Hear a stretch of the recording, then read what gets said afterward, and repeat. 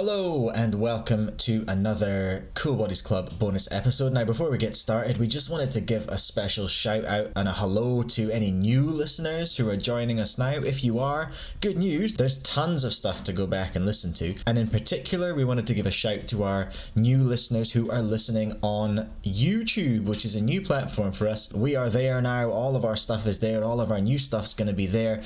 You can do us an absolute solid if you haven't by subscribing to our YouTube channel. Just look for Cool Bodies Club and you'll find us. It's a really cheap way for you to help us out, and we'd really appreciate it. Alright, without further ado, on with the bonus episode.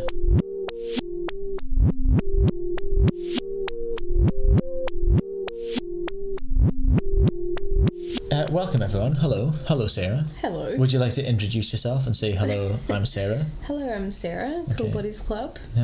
Mike, Cool Bodies Club. Hello, welcome everyone. Bonus episode time, but as ever on a bonus episode we're going to start with a quick fire where's your body at. Do you want to go first or shall I go first? I can go first. Okay. I'll start the timer. You've got 60 seconds. Oh shit. Starting. I'm going to break the rules. No. Well, Mike just pointed out a really good point that I always get anxious about where's your body at, and I never know what to say, and I always end up being like, oh god, where actually is my body at? And then I start to think about it, but then I often don't have anything to say, and you always do, and I find that weird, and then I get into this weird anxious cycle. It's just quite strange. Isn't that weird? Like it's we're on a podcast about bodies that you invented. And then when the question comes round to where's your body at, you go, oh fuck, I don't know. I don't know. So where's your body at for you is you've got anxiety about thinking about where your body's at. Yeah. Okay. Well, that's fine. That's where your body's at. Your anxiety and your brain's part of your body. I'm going to start the timer and go for mine. I'm going to go for Cheap Shot because it's the 2nd of August and I did Dry July. We all did Dry January this year as a team and I did Dry July as well. I think I'm going to go for Sober October as well, actually. And then next year I think I might do January, April, July and October. January and April have got really disappointing, unrhymeable names. Just because it feels quite nice when I do it. But today I'm feeling a little bit gin weary. A little bit gin weary. I've gin hangover. Obviously learned nothing because I'm into the wines again. Well, I mean, I guess sometimes if you if you think about a diet, you often starve from a particular thing and then you are allowed to have it and then you go OTT. Yeah. So, I mean, I'm not sure this whole, that model might not be the best model. I don't know. The way I'm justifying it to myself is like I'm as much as I'm learning to do a month of utter soberness, I'm also learning to give myself a break at the end of the month and just be like, you know what, you've done good. You're fine. Yeah. Just enjoy yourself. Yeah. It's all about that kind of finding happy medium space. Yeah, well, that's what I'm trying to work out. But anyway, I've gone So it's about the journey of working out what it is that feels good for you. The learny journey of beer. Not just beer. Well, no, it's not just beer. It's gin. It's gin. It's all of them. It's all the good stuff. I have gone way over 60 seconds. We both have. Today's bonus episode is, well, why don't you kind of try and explain? Can you read my writing? I don't know. We did talk and then I wrote things down. So we've done season 1. Pretty much. But we've just got our 3 bonus episodes coming out. So they're full-length bonus episodes interviewing myself, Mike and Gemma. We have finished season 1, but we haven't. Yeah, well, we finished season 1, but we thought we'd give you a nice little prezzy. Yeah. We've 3 more months of full-length bonus episodes. We've done all the real people. Yeah. And now it's just we're just kind of we're doing the staffers now. We're real. We're onto the crew. Low-hanging fruit. The low-hanging fruit, yeah.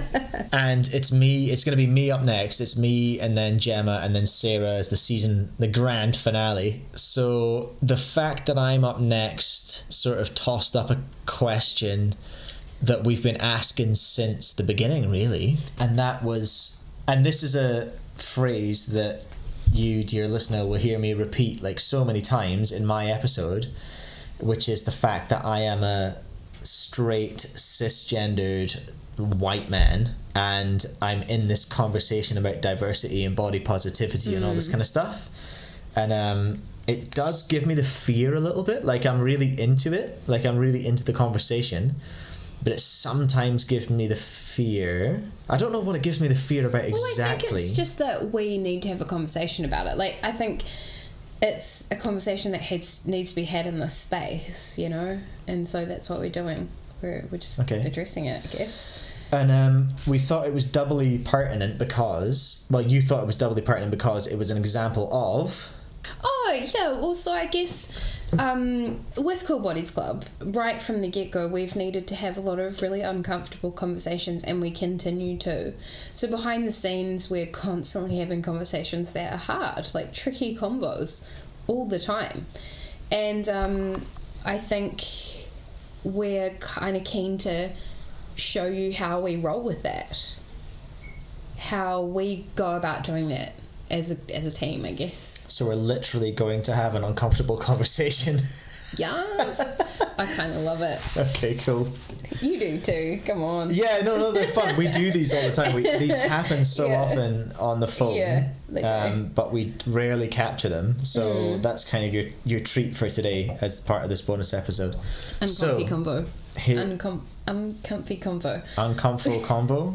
I mean, comfy combo. The hashtag needs work, but that's all right. I feel like we're doing that thing, you know, a therapist would probably say we were derailing the conversation to not actually have to deal with uncomfortable combo. So let's get right in there. Let's re-rail and deal with the uncomfortable combo. Let's get in there. What on earth am I doing here, Sarah? Yeah, well, it's not for me to answer, it's for both of us to answer. Okay, sure. Yeah. But you go first, though.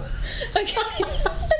Interesting. Because the thing is, if I go first, I'm just being a white man, aren't I? Oh, fair, cool. You know what I mean? Yeah. Well, I guess we'd start with that is that I came up with this idea quite some time ago to do Cool Bodies Club, and I kept getting stuck like on all these different things all the time, and it was quite challenging. I didn't really know what I was doing. I knew what I kind of wanted to make. I didn't really know how, and there were so many nuances about the space that confused me, and I couldn't get it right, and I needed to talk about it with people, and we were working together, and I ended up sort of coming to you with my frustrations about this, how I wasn't quite getting this idea right, or I wasn't quite... It was proper Friday beer yarns. That's how it started, like Friday beer stories. I was like, I need to do a rant about how I'm trying to do this thing, and I don't know how to do it in a way that feels good to me. And then we just chatted out, and then you became more and more invested and more involved in these chats, and really, really helpful. And then eventually you ended up sort of facilitating some conversations around purpose, I think, and yeah. Well, that was values. the idea. That was the idea to begin with, yeah. Yeah. And so you're just like, come along and I'll sort out, help you sort out your purpose and values. And then what ended up happening is it just felt right for you to be in Cool Bodies. Yeah. Like I don't know I don't know if you remember that transition. No, I do, and I think I talk about it in the episode where you interview me, yeah. Yeah.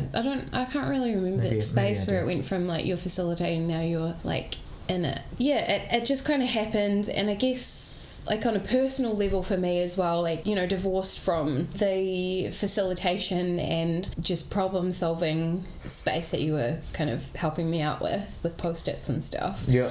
There was also the personal aspect too, where we were friends and you were helping.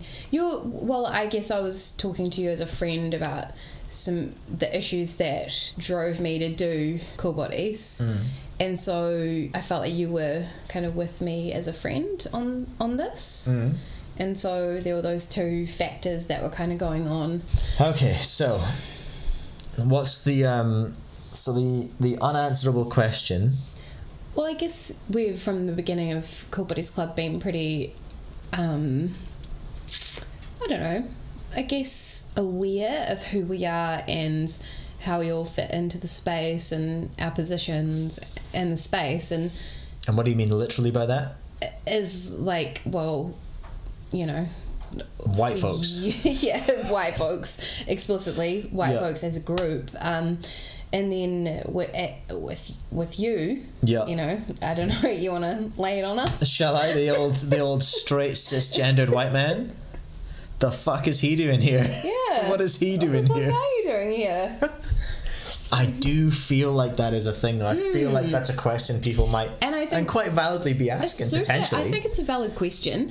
And I appreciate the fact that it's a valid question that you called me up and asked me about recently. You were like, am I meant to be in this space? Is this a thing that I should be doing? And then we chatted that out. Yeah. Together. For the record, didn't feel unwelcome in the space. No. But I did. It's something I'd put on myself. I was just like, I shouldn't be chipping in here. I shouldn't be. Well, I don't look like many of the people in the space, and maybe that's the problem. Maybe that's the thing. What do people look like in a space? Well, not cisgender straight white men. Yeah, that's true. I mean, like... And like, as you pointed out off microphone as well, it's not just straight cisgender white man. It's like... It's able-bodied. It's from a certain level of privilege and all this kind of stuff, you know what I mean? It's the reason we're talking about this today is because the next episode is going to be my interview with Sarah, where I do kind of relentlessly address my privilege because I'm so paranoid about being in the space. It's weird to be coming from that space and talking about this stuff in this space. Yeah, but you talk with me. Yeah, you don't talk at me. Well, I try not to, no. I'm super paranoid about it, though. I really am. Like, there's because I listen to a lot of like ultra feminist podcasts. I'm super aware of like ever being accused of mansplaining or ever interrupting or all this kind of stuff. What happens if you were? I mean, it's not the end of the world. Like, it's a thing. We all fuck up. No, it's not, and I'm always happy to be called on it. You know, it's when that happens, we just have to be ready to like listen, learn and unlearn. Yeah, right? learn and unlearn, and go right. Okay, well that was not cool in that space, and I think it's just being open to that. You know, that you might get it wrong, and I think that's what makes a space quite a vulnerable one to be in, is that basically you just have to say, I get things wrong. I'm going to get things wrong, and that's a thing. You know what's real weird, and I don't know if this is a man thing or a white man thing or whatever, but it's just like, the more I get into the space and the more I learn, the more I think about and remember things that I have said and done in the past. And I think possibly the amount I'm learning has a direct impact on the amount of regret I have. Yeah, that's really interesting for me too. I know I've been feeling that a lot on a personal level too, just like going, wow, I feel quite a lot of sadness that I haven't found the space earlier, because I feel like it's really validated a lot of my experience and a lot of thoughts and feelings I was having, but I didn't know there was a space for them and that they were valid options, you know, and that like they really are. And there's a lot of people working in this space that are showing me that they are, and it's like, wow, it's a very kind of like just a giant bummer. Like, it's just a major bummer. Yeah, pretty much. Yeah. I think like many things in this space, like there are no black and white answers. So there isn't, well, maybe there are sometimes black and white answers, but a lot of things that I have come to like recognize about me, like talking in the space or having thoughts or feelings in this space, is that I'm actually not going to get a clear-cut answer about a lot of things, and that's okay.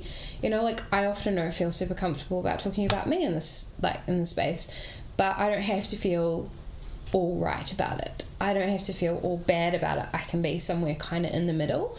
And I think like with anything, you're in this space, but there's no necessarily right or wrong about it. It's just like how we go about navigating that as a team, and like the fact that we have these conversations together and we talk about it, and you engage in this space in a way where you consider your privilege and you listen. And I'm probably not amazing at it though. Like, I'm trying to, but I'm... No one, I don't think... Well, no one's the best at it. I don't know how to, And I'm not here to be the best at it either. Yeah. And, we can't ever be an expert, and I think that's the thing that we need to throw in the freaking bin, like, majorly. Like, just needs to go in the bin. I think it's just, like, being here and doing it, that's what's important. And I think showing and demonstrating that we can all be having hard conversations, that we can all be a part of this, that all of these issues are not individuals' issues, they're like community issues, they're everybody's issues. And I think it's important to have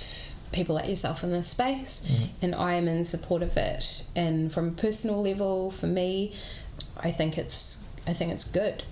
What definitely gives me the heebie-jeebies about it is, like, anytime I talk about it, it feels like I'm sort of putting myself out there and just being like, oh fuck yeah, look at me, and that's such an uncomfortable space for me to be in, and I don't want people to think that that's... Well, I think it's weird. What it is, because it's not. That's also what I feel too sometimes. Like, oh yeah, okay. Yeah, so like there's this weird new space you're entering where it's kind of uncomfortable, and you never really know whether you're actually ready for it or not.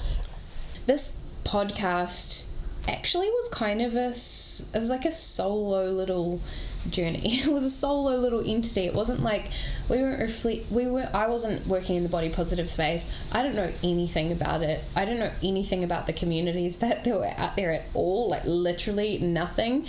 It was me going, I need to do this thing. I need to make change. I need to make a space where this stuff happens because this is something I need to do. And that was real. It was like, and then I just got my friends involved, and you were one of those people, and it's like, it wasn't, we hadn't thought about the wider context or that anyone would even listen. So really this podcast is just a reflection of a very personal space, like a very personal thing. Yeah. And you're a part of that, and that felt right for me. And it was a thing that was happening. Yeah. All right. Okay, let's wrap that up. We done here? Yeah. Okay, cool.